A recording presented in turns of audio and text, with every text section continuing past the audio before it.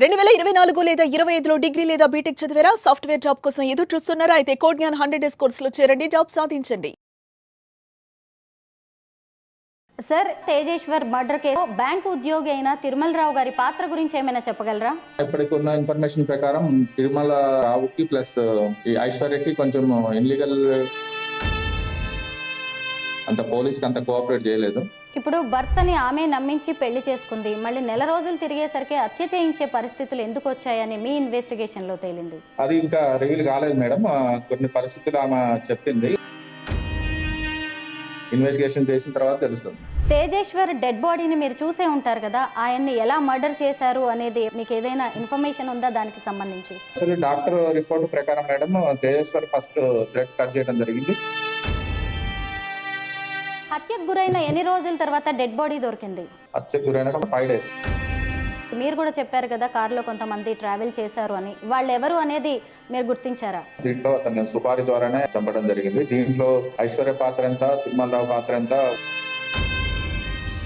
పెళ్ళప్పుడు అతని ప్రవర్తన గురించి కొంచెం ఎంక్వైరీ చేస్తుంటే తేజేశ్వర్కి పరిస్థితి వచ్చేది కాదు.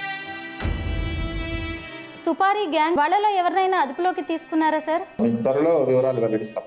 అందరికీ నమస్కారం, నేను Swaroopa Potlapalli. Welcome to Suman TV. Meghalaya honeymoon murder case తరహాలోనే తెలంగాణలో మరో కేసు చోటు చేసుకుంది.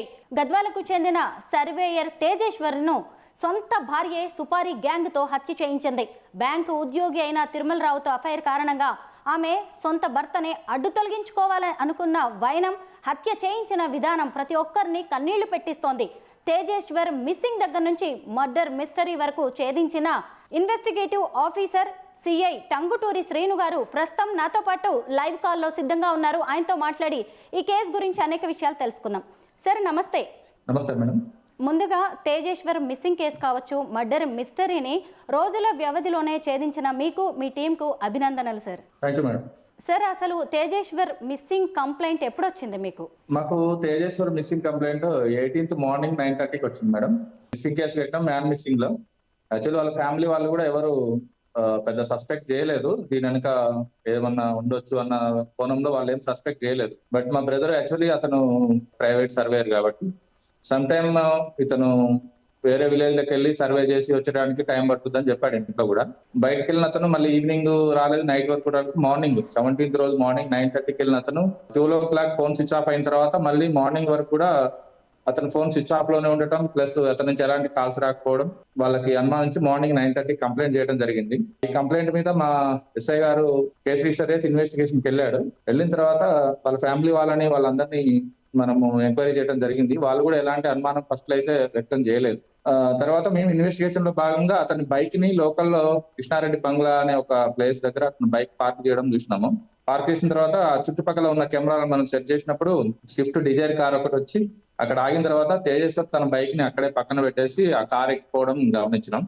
జనరల్ గా సర్వేకి వచ్చే వాళ్ళు ఎవరైనా ఎక్కిపోయారేమో అనుకున్నాం. తర్వాత ఆ కార్ నెంబరు అక్కడ కాకుండా వేరే కెమెరాలో కార్ నెంబర్ తీసుకోవడం జరిగింది.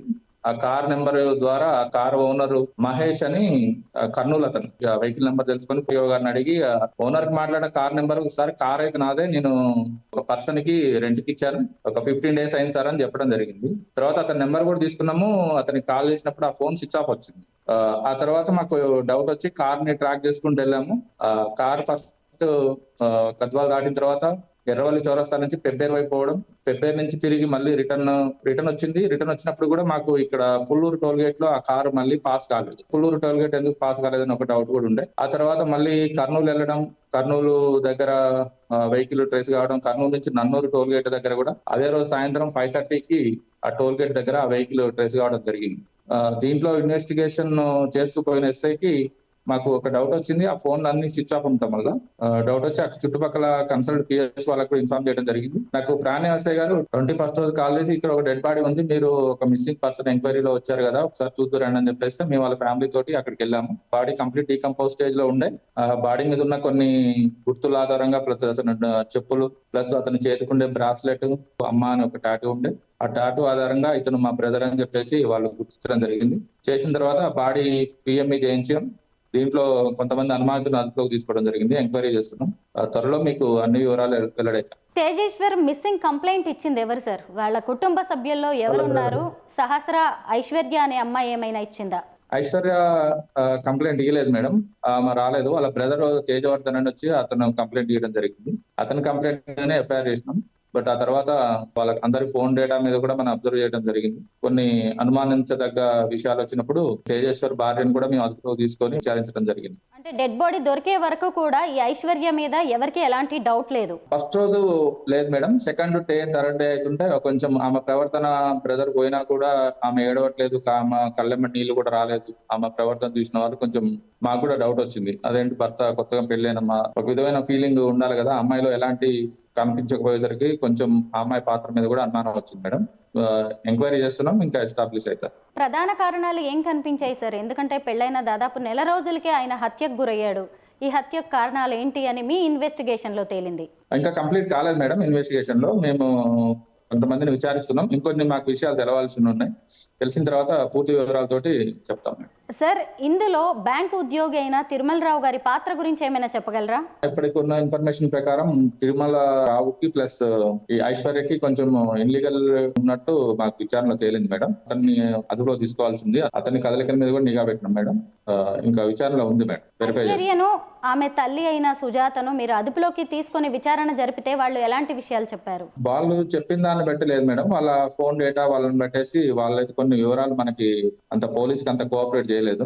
ఈ విషయం కూడా మాకు కొంచెం అనుమానాలకు తావిచ్చింది. టెక్నికల్ ఇన్వెస్టిగేషన్ ద్వారానే మేము కేసు ఇన్వెస్టిగేషన్ జరుగుతుంది. ఫోన్ కాల్ డేటా అలాగే చాట్ లో ఏ విషయాలు బయటపడ్డాయి సార్? అవి మీకు త్వరలో చెప్తాం మేడం. తేజేశ్వర్ తల్లిదండ్రులు ఏం చెప్తున్నారు సార్? కూడా విచారణ జరిపి ఉంటారు కదా. తేజేశ్వర్ తల్లిదండ్రులకు మాట్లాడడం జరిగింది మేడం. యాక్చువల్లీ ఇతనికి May 18th కి పెళ్లి అయింది. యాక్చువల్లీ అతనికి February 13కే పెళ్లి కావాల్సి ఉండే. ఎంగేజ్మెంట్ తర్వాత ఒక 5 days కనిపించకుండా పోయింది.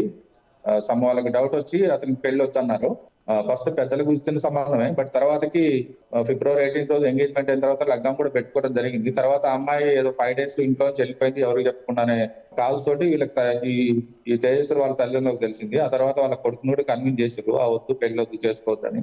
బట్ తేజేశ్వర్ని ఆ అమ్మాయి కూడా కొంచెం కన్విన్స్ చేసింది. నేను వేరే కారణాల వల్లనే పోయినా, నేను ఎలాంటి తప్పు చేయలేదని. తేజేశ్వర్ని అమ్మాయి కొంచెం నమ్మబలికి అతన్ని కాన్ఫరెన్స్ లో తీసుకొని ఈ తల్లిదండ్రులకు ఇష్టం లేకుండానే తేజేశ్వర్ ఒక్కడే వెళ్ళి పెళ్లి చేసుకోవడం జరిగింది. ఇప్పుడు భర్తని ఆమె నమ్మించి పెళ్లి చేసుకుంది. మళ్ళీ నెల రోజులు తిరిగేసరికి హత్య చేయించే పరిస్థితులు ఎందుకు వచ్చాయని మీ ఇన్వెస్టిగేషన్ లో తేలింది? అది ఇంకా రివీల్ కాలేదు మేడం. కొన్ని పరిస్థితులు ఆమె చెప్పింది, వాటిని త్వరలో వెల్లడిస్తాం మేడం. ఆ పరిస్థితులు అవి కాదా అని చెప్పేసి మనం తిరుమల రావు ఇన్వెస్టిగేషన్ చేసిన తర్వాత తెలుస్తుంది. తేజేశ్వర్ డెడ్ బాడీని మీరు చూసే ఉంటారు కదా, ఆయన్ని ఎలా మర్డర్ చేశారు అనేది ఏమైనా గుర్తుపట్టేలా ఉందా? మీకు ఏదైనా ఇన్ఫర్మేషన్ ఉందా దానికి సంబంధించి? డాక్టర్ రిపోర్ట్ ప్రకారం madam Tejeshwar first thread cut చేయడం జరిగింది. తర్వాత స్టాపింగ్ కూడా 2 స్టాపింగ్లు చేశారు. ఆయన మిస్సింగ్ రోజే హత్యకు గురయ్యారంటారా? Exactly madam. అతను మిస్సింగ్ రోజే చనిపోయి ఉంటారు. హత్యకు గురైన ఎన్ని రోజుల తర్వాత డెడ్ బాడీ దొరికింది? హత్యకు గురైన 5 days తర్వాత దొరికింది మేడం. కుళ్ళిపోయిన పరిస్థితుల్లో ఉండొచ్చు, ఆల్రెడీ నీళ్ళల్లో పడేసి ఉన్నారు కాబట్టి. అవును మేడం. ఇప్పటి వరకు ఏవైనా ఆధారాలని సేకరించారా సార్ మీరు? తీసుకున్నాం మేడం. యాక్చువల్లీ అతను ఇంట్లో నుంచి బయలుదేరిన తర్వాత ఎక్కడెక్కడికి వెళ్ళాడు, అతని కదలికలు ప్లస్ అక్యూజులకు సంబంధించిన కొన్ని డీటెయిల్స్ కూడా కలెక్ట్ చేయడం జరిగింది మేడం. మీకు త్వరలో వివరాలు వెల్లడిస్తాం ఇన్వెస్టిగేషన్.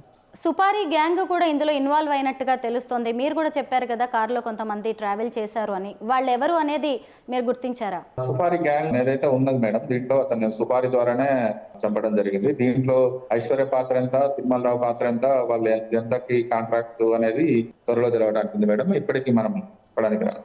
వాళ్ళలో ఎవరినైనా అదుపులోకి తీసుకున్నారా సార్? కొంతమంది సస్పెక్ట్ అయితే తీసుకున్నాం మేడం. డిఫరెంట్ కోణంలో విచారణ జరుగుతుంది. ఒక 4-5 టీములు కూడా దీని మీద పనిచేస్తున్నాయి. అన్ని విషయాలు మీకు త్వరలో తెలుస్తాయి. ఇప్పటి వరకు ఎవరిని అధికారికంగా అయితే అరెస్ట్ చేయలేదా? అధికారికంగా ఇప్పటి వరకు ఎవరిని అరెస్ట్ చేయలేదు మేడం. కొంచెం కేసు విచారణలో ఉంది. కేసు మీద ఒక అవగాహన వచ్చిన తర్వాత అన్ని వివరాలు వెల్లడించడం జరుగుతుంది. సార్, ఈ మధ్య కాలంలో వివాహేతర సంబంధాలు బాగా పెరిగిపోయాయి. పోనీ వివాహేతర సంబంధాలు అక్కడితో ఆగట్లేదు, అవి చివరికి హత్యల వరకు దారి తీస్తున్నాయి, కటకటాల పాలయ్యే వరకు కూడా తీసుకెళ్తున్నాయి, ఎన్నో జీవితాలను, కాపురాలని కూల్చేస్తున్నాయి. ఇప్పుడు ఈ కేసు ఆధారంగా మీరు సామాన్య జనానికి ఏం చెప్తారు, ఇలా తప్పటడుగులు వేస్తున్న వాళ్ళకి? జనరల్ గా మేడం, ఇవి ఇన్లీగల్ కాంట్రాక్ట్స్ అనేవి ఒక స్టేజ్ దాటి, వాళ్ళ పరిధులు దాటి లేడీస్ గానీ జెంట్స్ గానీ ప్లస్ సెల్ ఫోన్ డైలీ మాట్లాడుకోవడం, వాళ్ళ మధ్య ఒక బాండోర్ ఏర్పడేసి మీరు లేకుండా ఉండలేనని చెప్పేసి వీటి వల్ల వాళ్ళ ఫ్యామిలీ తర్వాత ఏం జరుగుతుంది అనేది వాళ్ళు ఆలోచించడం అనేది ఒక మెయిన్ కారణం మేడం. చేసేదే తప్పు, అది కాకుండా మళ్ళీ నేను మర్డర్ చేస్తే ఇంకా పెద్ద తప్పు చేసిన వాడిని అవుతా ఆ ఆలోచన రాకపోవడం, ప్లస్ ఏం కాదు నేను చూసుకుంటా అని కొంతమంది హామీ ఇవ్వడం, ఆ హామీలతోటి భర్తలు గాని వీళ్ళు గాని చంపడం జరుగుతుంది మేడం. దీని మీద కొంచెం పబ్లిక్ అవగాహన పెంచుకోవాలి. ఇన్లీగల్ అఫైర్ అనేది జనరల్ గా తప్పు. ఆ తర్వాత వాళ్ళకి సంబంధించిన రక్త సంబంధం కానీ భర్తలను కానీ చంపడం అనేది ఇక అది చాలా అనైతికంగా ప్రవర్తన. ఇలాంటి ప్రవర్తన జరగకుండా చూసుకుంటే ఈ రోజు కాకపోతే రేపైనా ప్రాబ్లమ్స్ సాల్వ్ అవుతాయి. ఏ ఇంట్లో ప్రాబ్లమ్స్ లేకుండా అయితే ఉండవు.